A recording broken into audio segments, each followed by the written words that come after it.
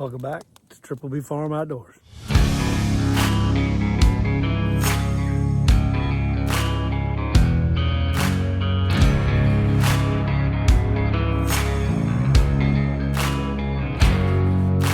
So we are at Triple B Farm, and I'm sitting here with Kent. Kent, how's your deer season going? Well, you know, it has been a heck of a good season so far. Heck of a good season so far. We are just over halfway through the gun season. Just over. And how many deer you got? Well, I've got 2 in the freezer from gun season, and I got 1 in the freezer from bow. So I'm having a good year so far. I'm telling you. Good year. I'm telling you. So Yeah. this video, we want to talk about your gun hunt. Yeah, we did my a video gun hunt. on the bow hunt. Yeah, we did a video on the bow hunt. Yep. Piece. That was a great tracking job. That was Yep. fun. Yeah, it was. Yep, I had a good dog that day. Never, yeah, exactly. Never drug a deer through a cornfield, standing corn, but we that did was it. fun. We did it. We did it. But now we're going to talk about gun season. Yeah, gun season. We are. So tell me, you were hunting at your dad's. Yeah, it's hunting at my dad's. He's like It's east central West Indiana. Central. Well, West I mean Central. West Central West Indiana. Central, Okay, yeah, yep, West Central yep, Indiana. West Central Indiana, Fountain County, just to give you a sense where that's at. Yeah, I was hunting there. It's been family property for many, many years, and I've hunted and killed a lot of deer there. But That's my one Nirvana spot, man. Yeah, There's one man. spot there I just love. it's a beautiful place. A lot of cropland, but interspersed with a lot of good woods, hay fields, things of that nature, right? So it's just a really nice spot. Yep. And you yeah. were there for opening weekend, Opening weekend, yep. right? So I took my dad out on Saturday, which was another great part of the hunt too. Was Saturday evening he shot a nice doe, really big doe. He was all excited about that, and what was so good about that is we're using the meat from that doe to feed a lady and her family who just recently lost her husband. So that's Nice. what hunting is all about, Yeah. right? In taking care of people. Blessed to be able to do what we like to Absolutely. do, right? Absolutely. And we are also blessed to be able to help folks that need the meat. That is for sure. Yeah, That is yeah. for sure. By the way, we're sitting by a campfire, Yeah. so expect the smoke to be Yeah, dripping if in you and see out. a smoke, you'll know. Yeah. Yeah, so it was good. So Sunday morning, I hunted and sat in a tree stand and saw some deer, small little 8-point. Had a nice little button buck come through. He's going to be he had a big body already, but he's just this year's baby. So morning wasn't too eventful. Then afternoon, man, what an afternoon hunt. So first off, it was nice and sunny that afternoon. It was a little bit windy, about 15, 20 mile an hour winds. So we got on the blinds probably around, I don't know, 3 o'clock, somewhere in that time frame. We were sitting on a food plot. Dad was in his building 300 or 400 yards from where I was sitting at, and I was sitting at a blind on a food plot.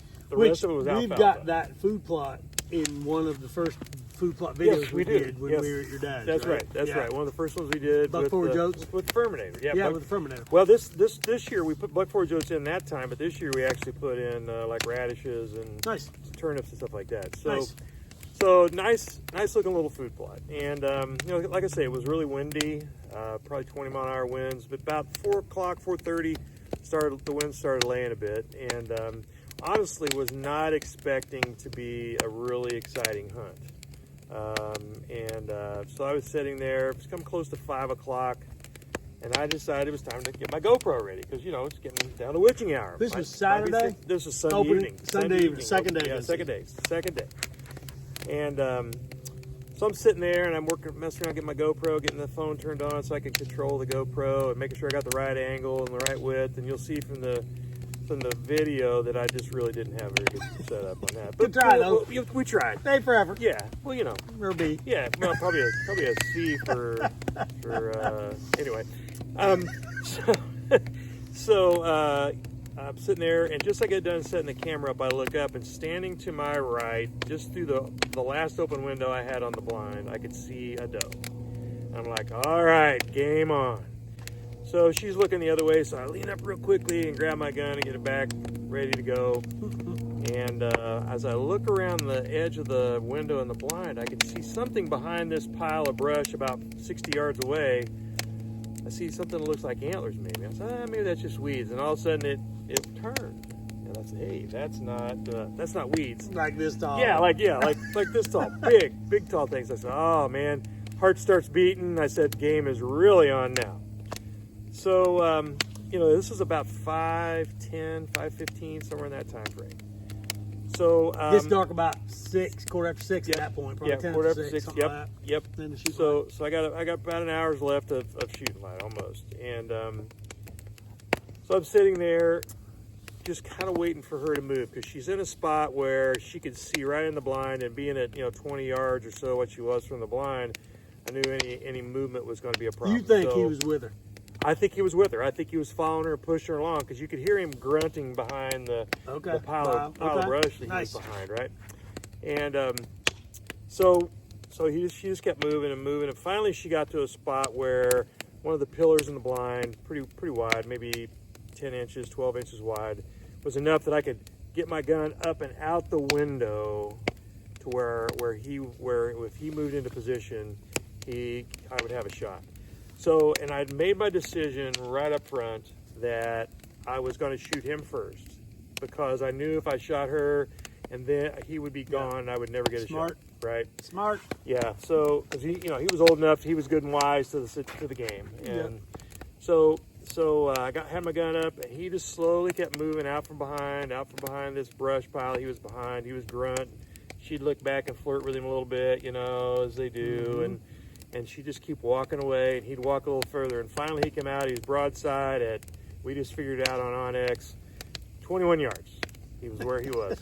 And so, I got my scope dialed back, back to 4 power so I could actually see him, and got the gun up and shot him, man.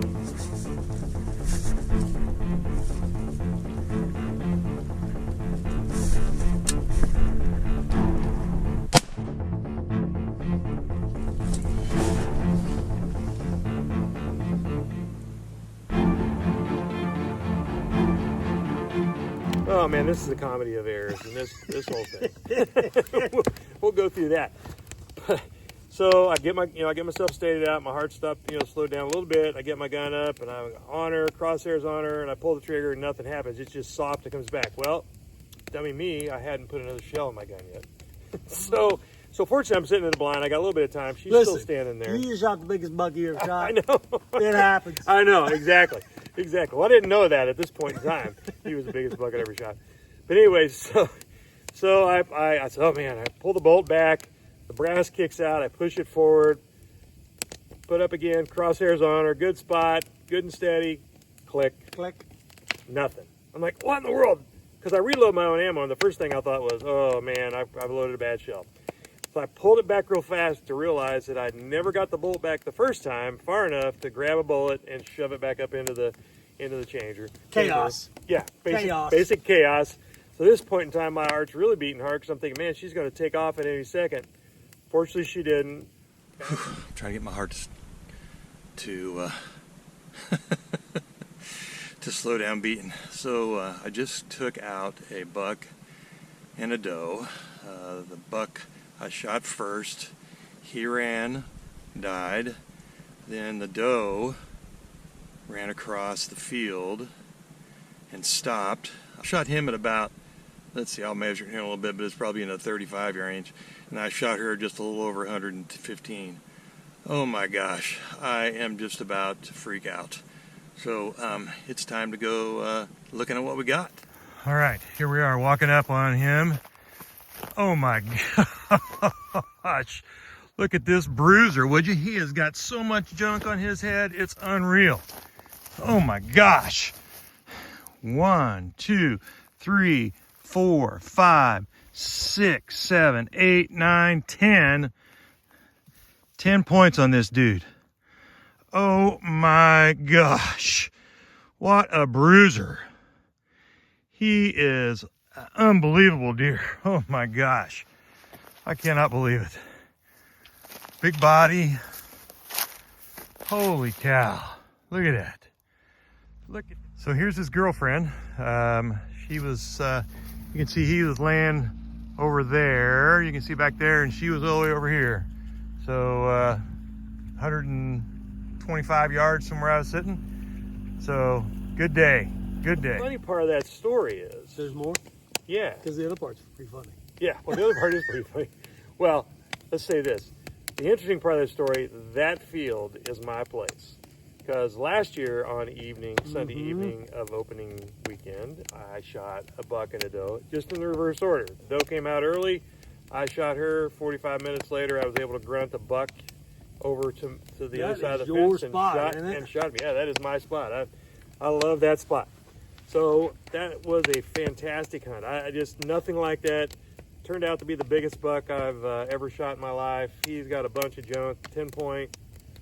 Just so exciting. You'll see some pictures here in the video. Let's talk about that land a little bit. So not only you got the food plot, but the other big draw is you got alfalfa. Got alfalfa, yep. It's a big hay field. We have cows, so you get the hay. Cows, so we need the hay. And all that. The property, and I don't know the direction, but the property over the fence line. Yep, to the south. Is a gentleman who used to run cows on it. Yep, doesn't anymore. Yep, doesn't run any cows anymore. And he doesn't let anybody hunt. Doesn't let anybody hunt, and then there's some crop field up there too. So he had corn up there, and the corn had been harvested. Yep. And earlier in the hunt that day, he was up there sowing cereal rye for for next spring's kind of fertilizer, essentially. I'm guessing he's probably going to plant corn again.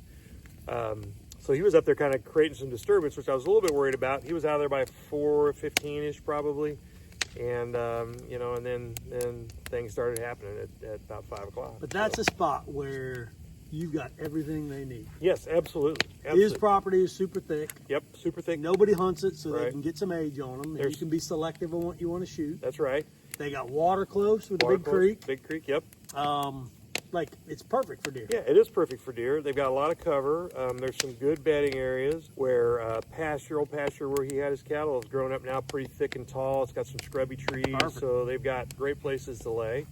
Some little ravines to give them great funnels to walk in and keep themselves out of the open until they just absolutely have to come out in the field. And what was really interesting about her is she came out so early. Normally it's just right before dark, but she was out, like I say, like 5:15, and nice. So yeah, it was good. That's awesome. Yeah, it was a great hunt. It was a great. So hunt. you're on the board for 3 so far. On the board for 3, right? You yes. still got pick up another doe tag. I picked up another doe tag. Okay. We've got this doe I shot this time is for another friend who needs some meat. Yep.